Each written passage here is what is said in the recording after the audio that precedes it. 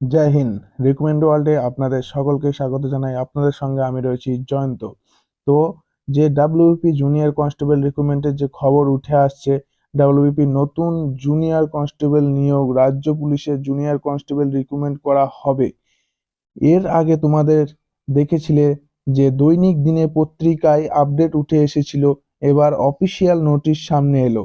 গত 21/2/2024 রাজ্যে উচ্চ পদস্থ বৈঠক হয়। বৈঠকের পর বিভিন্ন বিষয় ঠিক করা। এই রিক্রুটমেন্টটা কিভাবে হবে, কোন বোর্ডের সিলেকশন হবে, এটা কি, সেই সঙ্গে সিলেকশন প্রসেস কেমন থাকবে, পুরুষ মহিলা উভয় ক্ষেত্রে শারীরিক মাপজোক কেমন হবে, শারীরিক সক্ষমতার ইভেন্ট কি থাকবে, পুরুষ মহিলা উভয় ক্ষেত্রে হাইট, ওয়েট, চেস্ট কত থাকবে, দৌড় কত মিটার থাকবে, এই সমস্ত বিষয়গুলি ফর্সা নোটিশ আকারে প্রকাশ হয়েছে। তোমাদের সমস্ত আপডেট এই ভিডিওর মাধ্যমে দেখাবো। তো সরাসরি আমরা যে নোটিশটি আছে নোটিশের দিকে আমরা চলে যাই। চলো, এই যে নোটিশে চলে এসেছি। নোটিশ তোমরা দেখতে পাচ্ছ, নোটিশটা তোমরা দেখতে পাচ্ছ।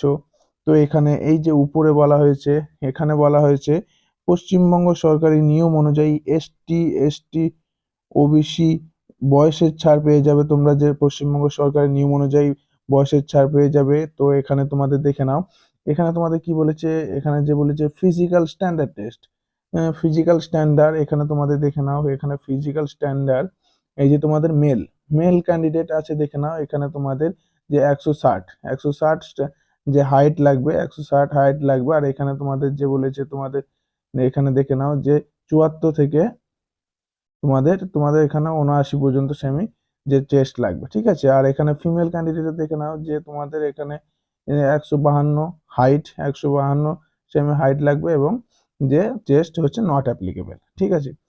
তো এখানে তোমাদের রিজার্ভ পোস্ট, ঠিক আছে। এখানে রাজ্য সরকারের এসটি, এসসি, ওবিসি এবং এক্স সার্ভিসম্যান তার রিজার্ভ কোটা অবশ্যই পাবে। এখানে তোমাদের রিজার্ভ কোটা অবশ্যই থাকবে। আর এখানে বলছি কি মোড অফ সিলেকশন, ঠিক আছে।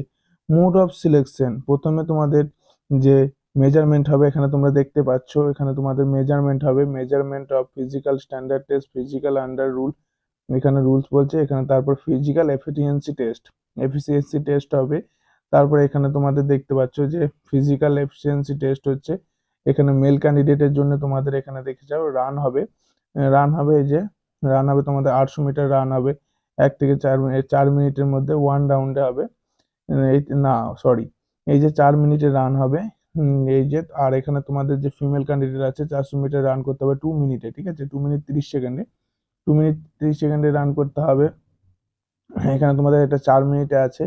তো আমরা নিচে চলে আসবো। এই যে তোমরা দেখতে পাচ্ছ এখানে ভেরিফিকেশন মানে ভিআর, মানে তোমাদের ভিআর কমপ্লিট হবে, ঠিক আছে। ভিআর হবে, তারপর তোমাদের মেডিকেল এক্সামের জন্য ডাক দেওয়া হবে। মেডিকেল এক্সাম, এই যে মেডিকেল এক্সামের জন্য তোমাদের তারপর ডাক দেওয়া হবে। তো আর এখানে একটা দেখতে পাচ্ছ এখানে যে পশ্চিমবঙ্গ আরক্ষা আরক্ষা অধিকার ভবানী ভবন, আলিপুর, কলকাতা 27। এখানে তোমাদের নোটিশটা অবশ্যই তোমাদের সঙ্গে শেয়ার করা ছিল এবং বিস্তারিত জানানো ছিল।